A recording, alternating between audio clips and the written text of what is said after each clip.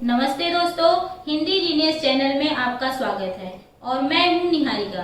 आज मैं हिंदी का एक महत्वपूर्ण वीडियो लेकर आई हूं और इसका नाम है वर्ड। इससे पहले कि हम शुरुआत करें, चैनल को सब्सक्राइब करना ना भूलें।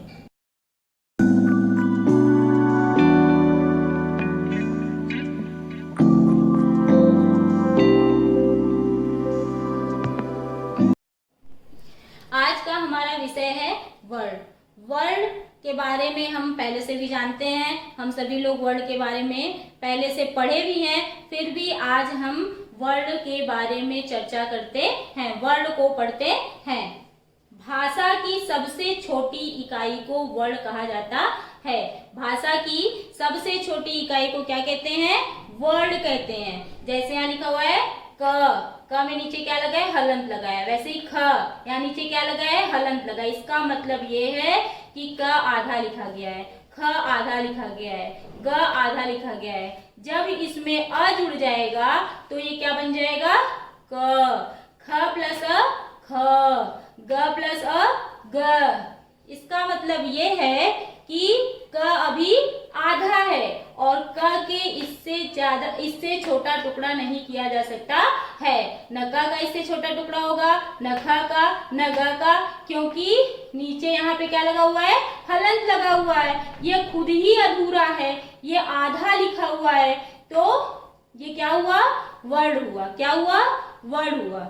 तो उम्मीद करते हैं आप सभी को वर्ड समझ में आ गया होगा और हमारी भाषा भी समझ में आ रही होगी। तो हम आगे बढ़ते हैं वर्णमाला पे। वर्णमाला किसे कहते हैं? वर्णों के व्यवस्थित समुदाय को वर्णमाला कहा जाता है। वर्णों के व्यवस्थित समुदाय को वर्णमाला कहा जाता है। देवनागरी लिपि के अनुसार हिंदी भाषा की वर्णमाला में कुल 52 वर्ण होते हैं। कितने वर्ण होते हैं? 52 वर्ण होते हैं। तो ये आप सभी लोग याद कर लीजिएगा, क्योंकि विभिन्न प्रतियोगी परीक्षाओं में ये पूछे जाते हैं कि हिंदी भाषा की वर्णमाला में कुल कितने वर्ण होते हैं। तो आप लिखेंगे कुल 52 वर्ण होते हैं। अब चलते हैं हम वर्ण के भेद पे। वर्ण के कितने भेद होते हैं? तो वर्ण के मुख्यतः 2 भेद होते हैं। कौन कौन से? पहला स्वर और दूसरा व्यंजन। कौन कौन से? स्वर और व्यंजन। स्वर और व्यंजन के बारे में आप पहले से भी जानते हैं, लेकिन फिर भी हम लोग इस पे चर्चा करते हैं। स्वर क्या है? स्वर स्वतंत्र होता है और इसको बोलने में किसी की सहायता नहीं लेनी होती है। स्वर जो है वो स्वतंत्र है और इसको बोलने में किसी की सहायता नहीं लेनी पड़ती है। हिंदी में स्वरों की कुल संख्या जो होती है वो 11 होती है। हिंदी में स्वरों की कुल संख्या कितनी होती है? 11 होती है। देवनागरी लिपि के अनुसार हिंदी में स्वरों की कुल संख्या 11 होती है। और वहीं संस्कृत में स्वरों की कुल संख्या कितनी है? संस्कृत में स्वरों की कुल संख्या 13 होती है। अब हम देखते हैं कौन कौन से स्वर हैं। अ, आ, छोटी, बड़ी, छोटा ऊ, बड़ा ऊ, री। ए, ओ, औ। ये अ से लेके औ तक क्या है? स्वर हैं। अ से लेके औ तक जो है वो स्वर हैं। अंग और अर्घ ये दोनों क्या है? अयोगवा हैं। ये दोनों क्या है?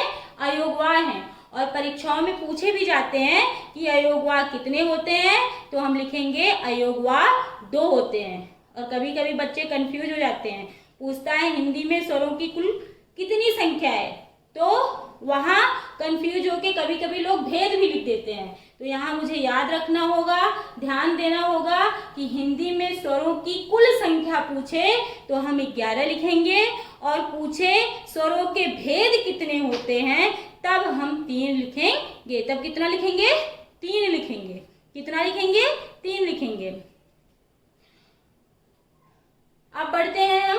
यहाँ आप लोग क्लियर हो गए कि हिंदी में स्वरों की कुल संख्या 11 है और अयोगवा कितने होते हैं? 2 होते हैं। अब हम चर्चा करते हैं अंग और आह के बारे में।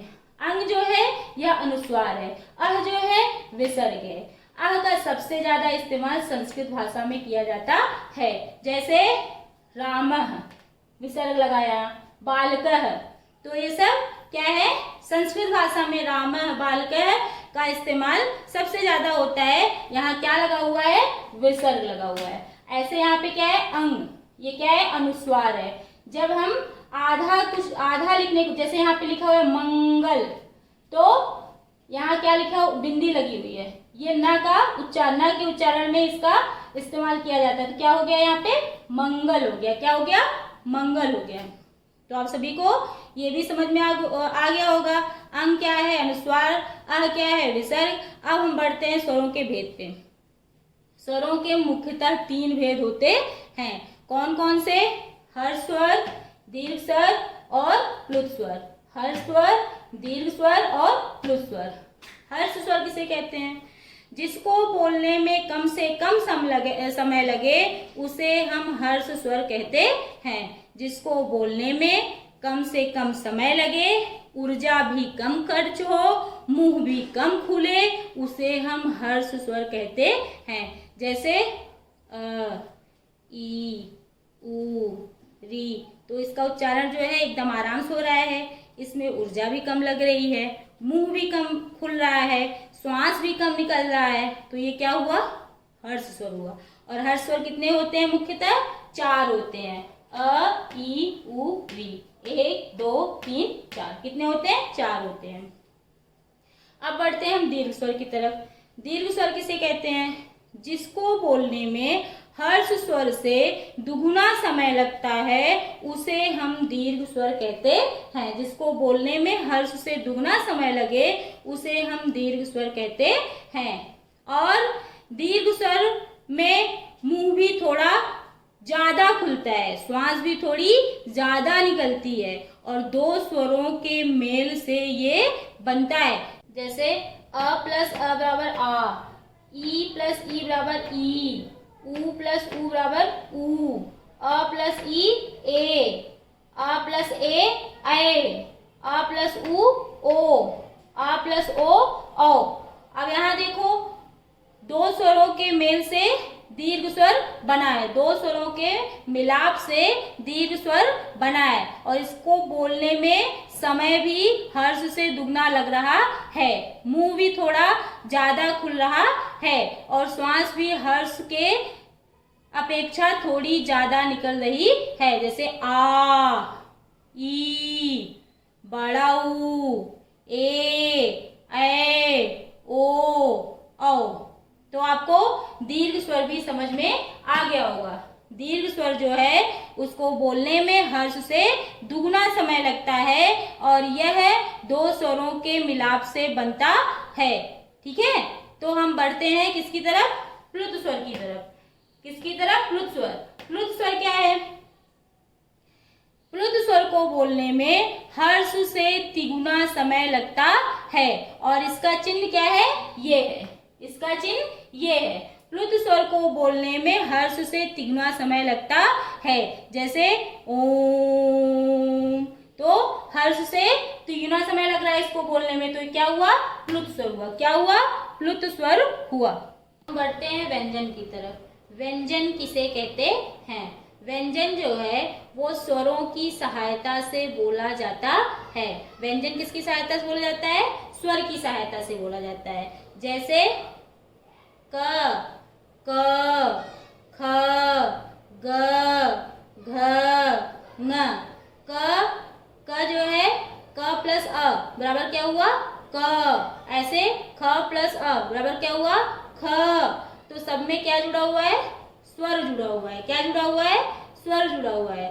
तो व्यंजन जो है वो स्वरों की सहायता से बोला जाता है। व्यंजन के बारे में आप पहले से भी जानते हैं। व्यंजन क से लेके ह तक 33 व्यंजन होते हैं, और ये एग्जाम में पूछा भी जाता है।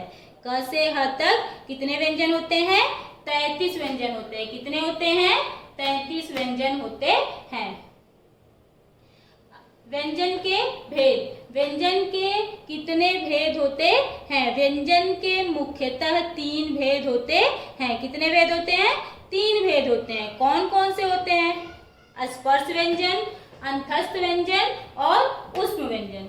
व्यंजन के कितने भेद होते हैं? 3 भेद होते हैं। और कौन कौन से होते हैं? पहला है स्पर्श व्यंजन, अंतस्थ व्यंजन और ऊष्म व्यंजन। अब पढ़ते हैं हम एक अन्य भेद की तरफ। व्यंजन का एक अन्य भेद भी होता है। वो कौन सा व्यंजन होता है? संयुक्त या मिश्रित व्यंजन होता है। संयुक्त या मिश्रित व्यंजन होता है। संयुक्त व्यंजन कितने होते हैं? 4 होते हैं। कितने होते हैं? 4। छ, त्रंग, ज्ञ और श्र। छ, त्रंग, ज्ञ और श्र, ये सब क्या है? संयुक्त व्यंजन है। क्या है? संयुक्त व्यंजन है। अब हम जानते हैं, चर्चा करते हैं किसके बारे में? अस्पर्श व्यंजन के बारे में। अस्पर्श व्यंजन क्या है? अस्पर्श व्यंजन की संख्या होती है 25। कितनी होती है? 25 होती है। वर्ग कुल कितने होते हैं? 5 होते हैं। देखो, क वर्ग, च वर्ग, ट वर्ग, त वर्ग और प वर्ग। 1, 2, 3, 4 और 5 वर्ग कितने होते हैं?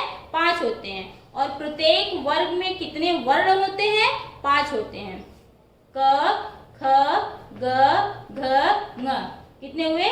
1, 2, 3, 4, 5 वर्ग 5 हुए। और प्रत्येक वर्ग में कितने वर्ण हुए? 5 हुए। तो 5 × 5 कितना हुआ? 25। कितना हुआ? 25। तो स्पर्श व्यंजन कितने हुए? 25 हुए। कितने हुए? 25 हुए। तो ये याद कर लीजिएगा आप सभी, क्योंकि ये हमेशा हर प्रतियोगी परीक्षा में पूछा जाता है। स्पर्श व्यंजन कितने होते हैं? 25 होते हैं। प्रत्येक वर्ग में कितने वर्ण होते हैं? 5 होते हैं। कितने वर्ण होते हैं? 5 होते हैं। और वर्ग कितना होता है? 5 होता है। कितना वर्ग होता है? 5। 1, 2, 3, 4, 5। क वर्ग, क, ख, ग, घ, ङ। च वर्ग, च, छ, ज, झ, ञ। ट वर्ग, ट, ठ, ड, ढ, ड़। त वर्ग, त, थ, द, ध, न। प वर्ग, प, फ, ब, भ, म। उम्मीद करते हैं आप सभी को स्पर्श व्यंजन अच्छे से समझ में आ गया होगा। अब बढ़ते हैं अंतस्थ व्यंजन की तरफ। तो अंतस्थ व्यंजन कितने होते हैं? वो भी 4 होते हैं। अंतस्थ व्यंजन कितने होते हैं? 4 होते हैं। कौन कौन से? य, र, ल, व। ये चारों क्या है? अंतस्थ व्यंजन है। क्या है? अंतस्थ व्यंजन। अंतस्थ व्यंजन की संख्या कितनी होती है? 4 होती है। अब आगे ऊष्म व्यंजन। बड़ा श, खटकोण वाला श, छोटा श और ह, ये चारों क्या है? ऊष्म व्यंजन है। इसको बोलने में थोड़ा सुस्कारी मार के हम बोलते हैं। श, खटकोण श, छोटा श, ह। तो ये चारों क्या हुए? ऊष्म व्यंजन हुए। क्या हुए? ऊष्म व्यंजन हुए।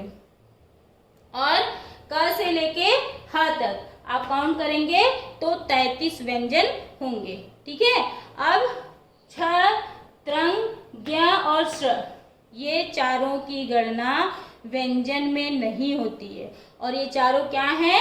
संयुक्त व्यंजन या मिश्रित व्यंजन कहे जाते हैं। ये व्यंजन क्यों नहीं है? क्योंकि ये व्यंजन दो है, दो व्यंजनों से मिलकर बने हैं। जैसे त्र, त प्लस र प्लस अ, क्या बना? त्र बना। त प्लस र प्लस अ, क्या हुआ? त्र हुआ। तो इसकी गणना जो है वो व्यंजन में नहीं होती है। तो इसे क्या कहते हैं? संयुक्त व्यंजन कहते हैं। एक बार आप बहुत जल्दी फिर से देख लीजिए। व्यंजन जो होते हैं वो 33 होते हैं। और स्पर्श व्यंजन जो होता है वो 25 होता है। वर्ग 5 होते हैं। प्रत्येक वर्ग में वर्णों की संख्या 5 होती है। और अंतस्थ व्यंजन जो होता है 4 होता है। ऊष्म व्यंजन जो होता है वो भी 4 होता है। और संयुक्त व्यंजन भी 4 होता है। और ये विभिन्न परीक्षाओं में पूछे भी जाते हैं। तो इसको आप अच्छे से याद भी कर लीजिएगा। ठीक है। उम्मीद करती हूँ आज का वीडियो आपको बहुत पसंद आया होगा। तो आप चैनल को लाइक कीजिए और सब्सक्राइब नहीं किए हो तो सब्सक्राइब कीजिए। और हाँ, बेल आइकन को जरूर दबाइए ताकि आपको नया अपडेट मिले।